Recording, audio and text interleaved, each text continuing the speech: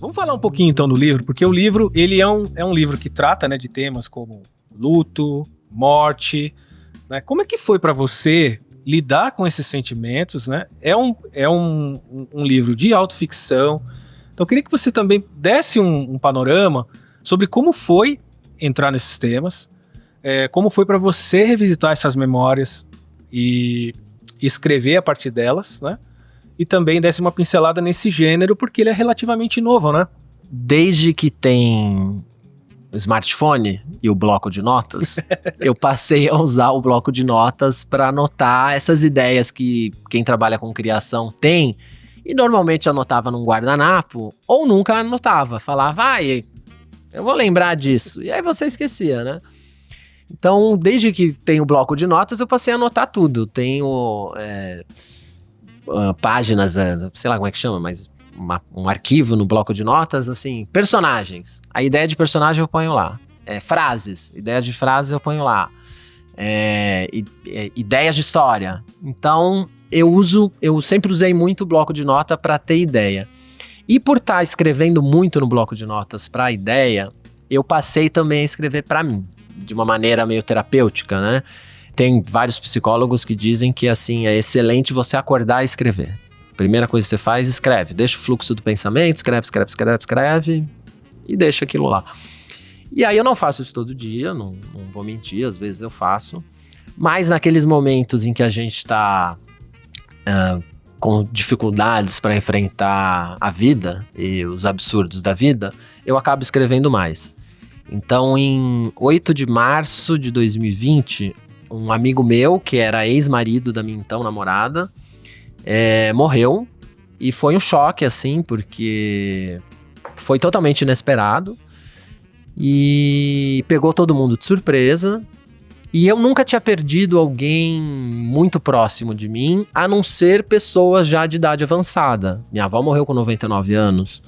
Uma tia-avó morreu com 80 e tantos. Uma outra avó minha também morreu já bem mais velha. Eu nunca tinha perdido um amigo. Eram sempre pessoas, assim, de mais idade. E então, para mim, foi muito forte, foi uma surpresa. E uma semana depois, começou a fechar o Brasil por causa da pandemia da Covid-19.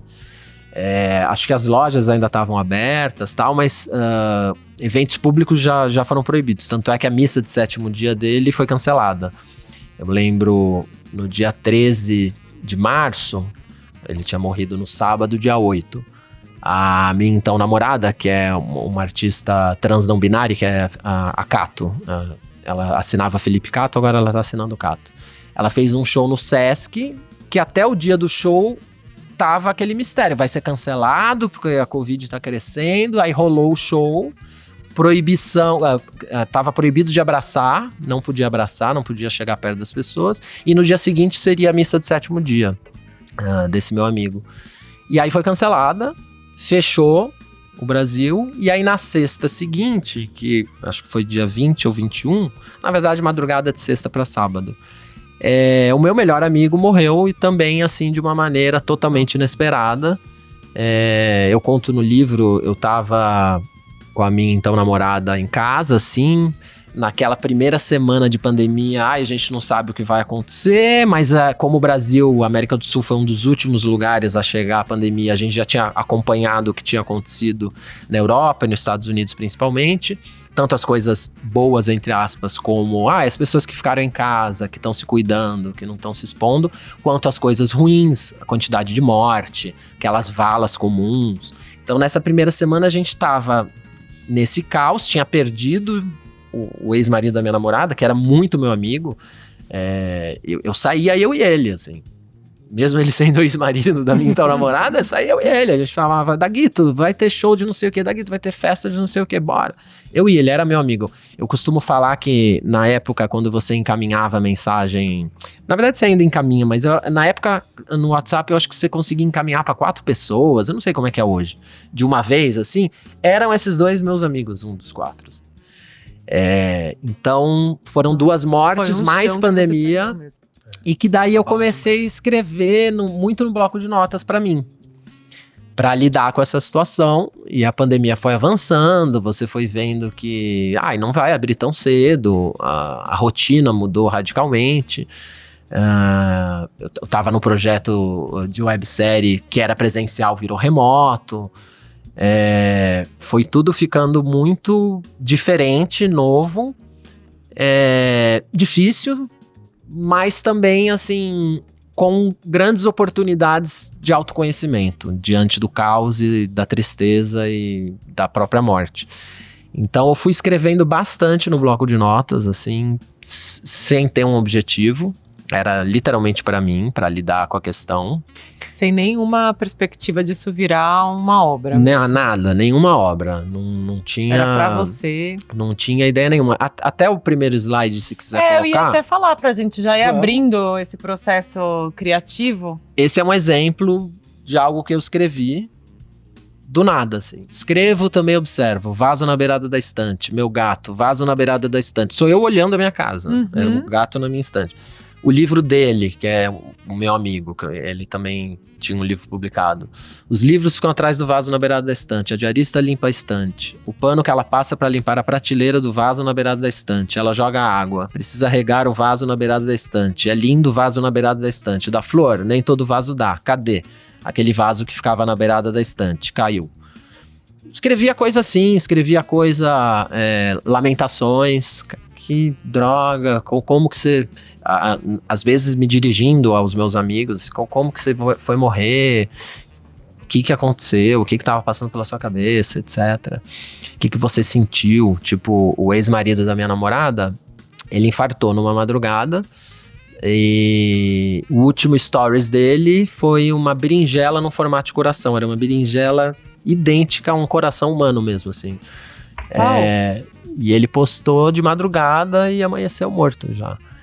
Então, essas coisas iam me inspirando para eu escrever para mim. E aí, no começo de 2021, acho que era janeiro de 2021, eu li O Ano do Pensamento Mágico, da Joan Didion, que ela fala sobre a morte do marido dela, que conviveu com um problema no coração durante 20 anos e a qualquer momento podia morrer, só que ficou 20 anos vivo e acabou morrendo. E aí eu li aquele livro e eu falei, nossa, ela transformou esse momento horroroso, assim, super difícil, numa obra, assim, belíssima. Eu acho esse livro, assim, impecável, recomendo muito, assim, O Ano do Pensamento Mágico. E eu falei, eu tenho esses textos que eu escrevi no bloco de notas, talvez dê para eu transformar numa obra. Não sei, vai ser um filme, não sei, deixa eu ver o que eu tenho, né? E aí eu continuei a escrever no bloco de notas, tendo isso em mente de ser uma obra, ainda sem saber o que é. Aí, quando eu tive a ideia do livro... sim. Aí já mudou um pouco. Aí eu listei uma primeira estrutura, não é nem estrutura, é o que seria esse livro. O que teria dentro dessa receita, né? Basicamente, os ingredientes da receita. Nossa, eu amo que tá assim. Não, eu tirei o print screen do meu bloco de notas. Porque eu escrevo assim, E deixa. O meu dedo, ele é meio gordinho. E aí a tecla do telefone é péssima. Eu escrevo tudo errado. E aí eu falei, meus textos daqui, que eram esses textos... nossas conversas por WhatsApp, porque a tecnologia permitiu todo um registro de conversas com esses meus amigos. Isso é sensacional. E aí textos literários que eu pensei, vou fazer uns textos tipo esse anterior que eu mostrei. Uns textos mais literários, assim, falar sobre morte, né, minha visão da morte, falar sobre saudade e voz na cabeça. Eu não sei se esse voz na cabeça eram os pensamentos que eu tava tendo, ou era uma coisa que eu tive, não sei se todo mundo passa por isso, depois de perder alguém muito próximo, eu continuava a ouvir a voz deles, assim, durante muito tempo. Voz do registro mesmo, do tom. Como se eles estivessem falando comigo, assim. Eu passei por isso também. E aí eu acho que é uma dessas coisas, assim, a ideia era, como é que eu vou colocar a voz deles, que eu tô ouvindo, no livro.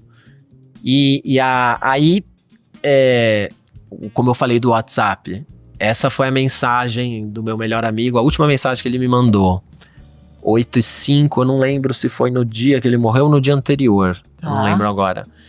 E aí eu usei para escrever um texto. Esse texto aqui não é o texto que está no livro, é parecido, mas é um texto que eu escrevi assim, usando a frase dele, né? Religião é cegonha, espiritualidade é o sexo.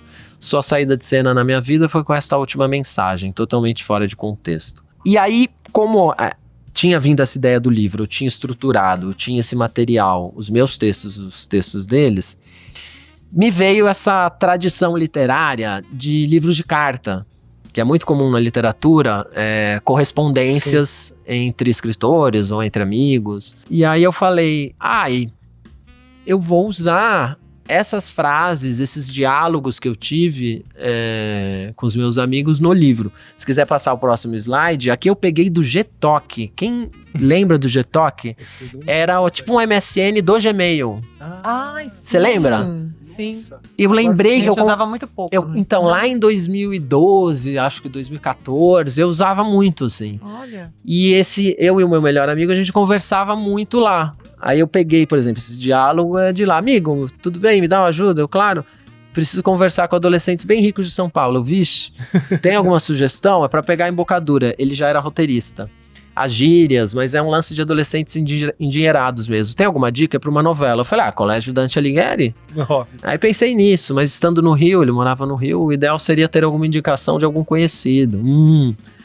Peguei esse diálogo lá, ele também acabou entrando no livro. Então o livro ele foi nascendo como como toda obra artística e autoral, uma forma de eu lidar com a minha dor e os meus demônios. E eu tendo a ideia do livro foi, eu quero passar o que eu estou vivendo pro leitor. Eu quero dividir, tirar de mim essa dor para que as outras pessoas, ou que já viveram a dor também se identifiquem, ou que elas experimentem esse lado da vida que normalmente a gente não fala, normalmente a gente não discute, né? E aí eu fui vendo que a melhor maneira desse livro nascer era através da autoficção, que você citou, que é um gênero, se eu não me engano, ele nasceu em 77 na França, acho que o Serge Dubovsky, acho que é o nome do escritor, que cunhou esse termo num livro que ele publicou, que basicamente é o escritor lidar com memórias, com fatos da vida dele, de uma forma literária. Você transformar isso que você viveu em literatura. A Annie Ernaux, que ganhou o Nobel tem alguns anos, faz isso muito bem, o livro Acontecimentos, Anos. A Marguerite Duras fez isso já bem antes, tem aquele livro que até virou filme, O Amante. O Amante. Isso, maravilhoso esse livro. E no Brasil isso foi nascendo mais no século XXI, assim. O Brasil sempre esteve, em termos literários, meio atrasado do que rola lá fora, principalmente por causa da ditadura, assim, deu uma travada, acredito, pelo menos pelo que eu já li, ouvi, é muito em função disso. Barrou coisas mais, então, contemporâneas de chegarem na literatura brasileira. E aí a autoficção é essa maneira de você transformar em narrativa literária uma história que você viveu, alguma coisa real que você viveu. Aí, normalmente, a maioria dos escritores, eles mexem com a realidade, eles criam coisas que não aconteceram e transformam isso numa história que é contada com um narrador em primeira pessoa, que tem o mesmo nome do autor da capa, né? Então, Daguito Rodrigues está na minha capa, o narrador se chama Daguito Rodrigues. Esse é um dos principais pontos da autoficção. E aí, no caso desse meu livro, eu não quis inventar nada. Eu falei, eu tô lidando com um assunto muito delicado, não só para mim, mas para as famílias dos dois amigos que eu perdi, para os nossos amigos em comum. Eu falei, eu não vou mexer em nada assim da realidade, a não ser coisas muito pequenas, assim, alterações muito necessárias do ponto de vista dramatúrgico. Então, por exemplo, tinha amigos nossos que participaram de ações que eu conto no livro, mas que eles não voltavam em nenhum ponto da história, então não fazia sentido eu citar eles, eu colocar eles na cena literária e aí eu tiro, entendeu? Então a autoficção trabalha muito com a omissão, você omite muita coisa. É um livro sobre luto, sobre morte. Eu vivi o luto, vivi a dor, mas na vida real eu não sou a pessoa do livro, porque eu não vivi só isso. Acho que o livro, ele traz textos de 2020 a 2022, 2 anos, mais de 2 anos. Não foi só isso que eu vivi. Eu fiz sexo, eu fui feliz, eu fui pra show. Campeão não fui porque eu sou corintiano, o Corinthians não é campeão desde 2019. Mas sabe, você não vive só essas coisas, né? Mesmo estando muito enlutado e sofrendo, você sorri, você vê filme de comédia. Claro. Pro livro, pra história, isso não interessava, porque o que me interessava era a curva dramática de alguém em luto que não sabia lidar com a morte, que sou eu. Exato. Entendeu? E aí, diante disso que eu falei, das omissões, das escolhas de você tirar personagens, eu, na minha literatura autoficcional, eu opto por não usar os nomes dos personagens, das pessoas, né?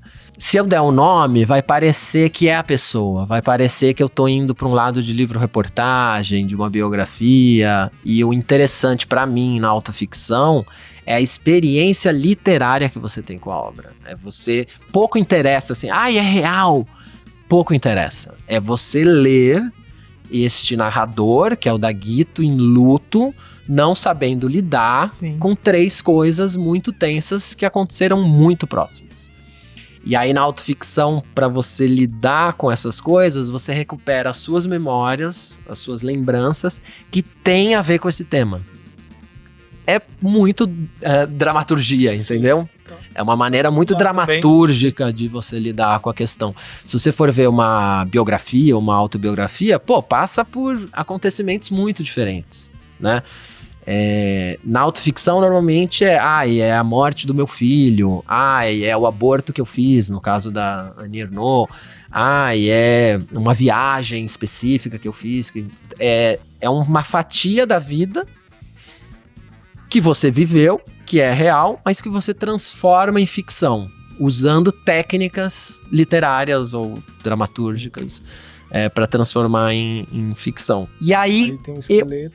Porque daí depois que eu comecei a escrever, comecei a mexer, eu fiz o que eu chamo de esqueleto, que não é uma escaleta, mas é uma ordem mais ou menos de como ia, para onde ia o livro, né? Então eu falei, eu vou... capítulos, né? Que a gente tem mais ou menos. Eu vou começar falando da morte dos meus 2 amigos, vou pra última conversa que eu tive do meu amigo, que é aquela coisa da cegonha, vou falar de memórias minhas de morte, vou falar da minha amizade com o meu melhor amigo 2 é o meu melhor amigo, vou detalhar a morte do amigo 1, que é o ex da minha então namorada, vou usar textos do meu amigo, vou falar da pandemia, aí eu mergulho na morte do meu melhor amigo 2, vou usar textos dele e vou tentar entender motivos para ele ter morrido, tentar entender como se deu a morte dele, assim. E aí houve eu chamo de investigação, que eu sou formado em jornalismo, como eu falei. Tem que ter. Eu acabei fazendo uma mini investigação de dentro da minha casa, porque era pandemia, né?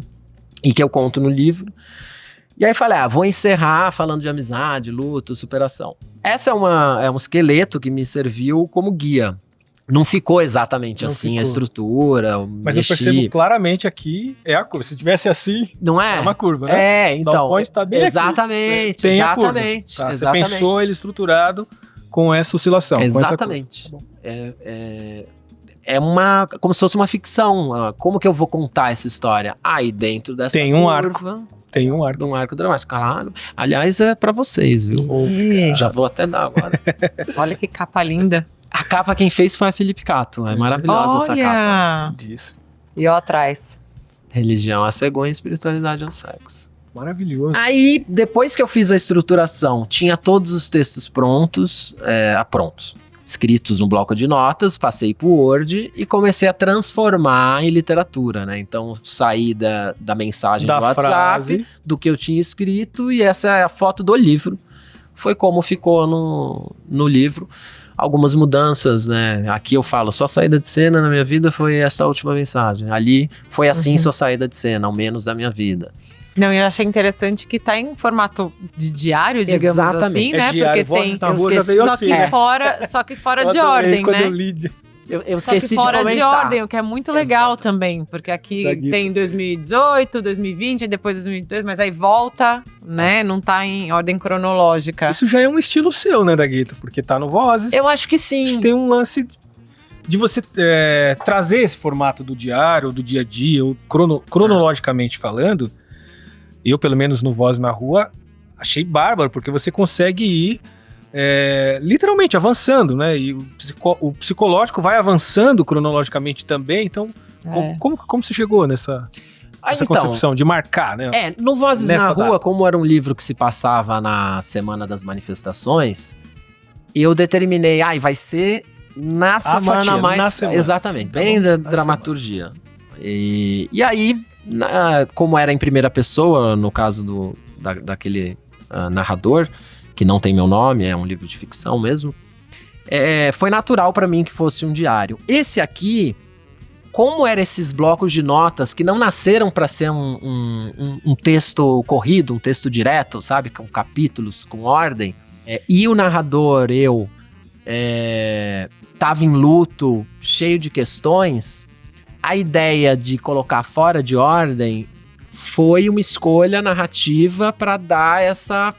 Nossa, é um cara Embaralhada. que tá perdido. Sim. Tô perdido, inclusive, no tempo. É um Você diário. volta nas lembranças com ele, né? Então tem Exatamente. coisa de 2011 aqui no meio de 2020, 2021, você volta pra 2011. E é uma coisa que acontece no processo do luto, né? Que Exatamente, você recupera revisita suas toda a sua memórias, história. sua história com a pessoa que Exato. se foi. Então legal. foi uma escolha mesmo. Por isso que não é um livro de memória, é autoficção, porque eu pensei literariamente, eu quero que esteja fora de ordem pra dar essa ideia da pessoa lembrando de memórias, lembrando de coisas de hoje em dia, bagunçado, que é o que eu passei, pelo menos, no meu processo de luto. Aqui é um exemplo, que daí vem a lapidação, né? O que eu escrevi no bloco de notas, depois eu faço uma lapidação literária. Eu, no caso da literatura, principalmente porque eu tenho tempo, eu não tenho um contrato com uma editora para entregar o livro, porque eu não sou um best-seller. Então, primeiro eu escrevo o livro, depois eu vou atrás para publicar. Eu tenho todo o tempo do mundo. E esse livro, como eu falei, em janeiro de 21 eu decidi que ia ser um livro. Eu fiquei o ano inteiro escrevendo. Depois, em 22, eu fiquei escrevendo. Aí, tentei publicar, não consegui. Em 23 eu abandonei. Ia ser meu quarto livro, né? Mas o terceiro que eu não ia publicar. Abandonei. Não vou publicar esse livro, fiz pra mim. Foi bom pra eu lidar com essas questões, pra eu aceitar, entender, ver lá também, porque o meu melhor amigo, o segundo que morre, foi na pandemia. Não teve velório, não teve nada. Aí eu trouxe esse slide pra falar... Esse eu acho sensacional. Tá aí, ipsiliter. Eu mandei pra ele em 21 de março de 20, às 2h17 da manhã, acho que eu tinha acabado de ficar sabendo, na madrugada. E aí eu trouxe pra falar assim, eu tirei as exclamações. Não é real. Foi uma escolha literária. Porque eu não gosto de exclamação em texto. A não ser assim que seja... algo assim muito específico que peça a exclamação. Amigo, não, porra, não precisa de exclamação, fica exagerado, entendeu? Mas na vida real eu mandei. Com Por que exclamação. será, né? E aí na escolha literária eu falei, não, vou tirar, porque a palavra já tô gritando. Essa caixa alta do não já tá gritada. Eu falei, vai ficar... parece que eu tô querendo dar um peso dramático pra algo que já tem, entendeu? Eu trouxe isso por curiosidade, assim. E aí, assim, fica aquela questão, né, também... eu como jornalista, você não foi fiel, você não colocou a exclamação. Verdade, você, ainda tem essa camada, né? que eu sou não é jornalista. fato. Deu uma ligada O pra fato você. é isso. Mas é autoficção, não é fato. É. Entendeu? Não é a realidade. O quanto o meu amigo que eu descrevo no livro é quem ele viveu, né? Eu te conhecendo, o Doug me conhecendo, cada um tem uma visão, entendeu? Eu não consigo resumir uma pessoa. E aí, claro que no desenvolvimento do livro, esse aí é o texto que abre o livro, que daí foi, vou abrir o livro com um texto, que texto vai ser, e aí eu escrevi ele de forma literária mesmo, muito pensando. Bom. Tá, e aí, quando você vê uma obra assim, eu nunca escrevi um livro, então depois a gente vê todo esse processo, você pega isso aqui na mão, qual que é a sensação assim pra você? Você lê? Você pega isso, você abre, você lê? Como que é isso? No dia que chega o livro, eu pego e leio, coloco assim, folheio, aí leio uns trechos, deixo no criado mudo, falo, eu vou reler em algum momento, tal. E aí eu nunca mais leio, porque, na verdade, em quase todas as obras minhas autorais, não aquelas em que, não tem a minha marca, todo mundo mexeu, mas as minhas autorais, normalmente eu não volto. Eu tenho curta meu que eu escrevi, dirigi, nunca mais vi, tenho vergonha, assim, porque eu mudei, eu já não sou essa pessoa. O Daguito narrador, eu adoro o livro, eu acho incrível, mas eu querer ler e ter em contato, eu já vou querer mexer. Eu já vou querer, nossa, aqui eu poderia ter falado tal coisa, isso aqui, não sei o quê, aí eu prefiro não... Você quer continuar lapidando, né? Porque pra mim... O filho nasceu, cara, deixa ele pro mundo e deixa o mundo criticar. Se eu pudesse, eu não pararia de escrever o livro, entendeu? Mas a sensação de ter isso pronto e feito e entregue no mundo, no mercado... É um orgulho, é minha homenagem aos meus amigos, é um retrato do momento meu e do própria civilização, né? Não é nem Brasil. Eu gosto, ainda bem que eu fiz, sou muito orgulhoso e pelo que os leitores falam, né? Porque eu sou um nano-influencer, eu tenho, 2.400 seguidores no Instagram. Mas eu tenho um monte de seguidor que não é meu amigo, assim, realmente gosto de seguir, porque eu posto muita notícia nos meus stories, meu lado jornalista. E aí vários compraram, né, e vieram dividir as impressões, porque o trabalho de escritor é muito solitário. Você não tá num palco como um artista de música, vendo a reação, entendeu? Eu não vejo nada, eu vejo o que me contam ou o que postam nos stories. E assim, muita gente, assim, nossa, eu me identifiquei muito com a sua história de adolescente. Teve leitor, nossa, eu me identifiquei muito com o que você viveu, vivi muito parecido, de tal jeito. Nossa, eu tava num momento muito ruim, o teu livro, apesar de ser um tema denso, me levou para um lugar, assim, que é para isso que eu faço arte. É dividir os meus demônios e as minhas dores para ajudar as pessoas, que é o que eu gosto na arte, nos livros que eu leio, nos filmes que eu vejo, me emocionar junto com outras histórias, viver outras coisas para eu aprender e eu evoluir. Sensacional. Maravilhoso. É isso, né? É isso. Porque com esse encerramento não tem onde. Falando demais, que nem eu falo. Não, maravilhoso, foi muito bom, Daguito, foi incrível ver o seu processo criativo, realmente, acho que foi inspirador. Não só para quem quer criar na literatura, mas é isso, tanto roteiro quanto criação de uma maneira geral, né? Eu acho que foi realmente muito inspirador. É isso. Obrigado. Muito obrigada pela presença. Eu agradeço de novo a oportunidade. Que o livro deslanche. Que tenha o tamanho que ele tiver que ter. Que tiver que ter. Que é grande, do tamanho do seu coração. Obrigado por ter aceitado. Imagina. Obrigada, até mais. Obrigado.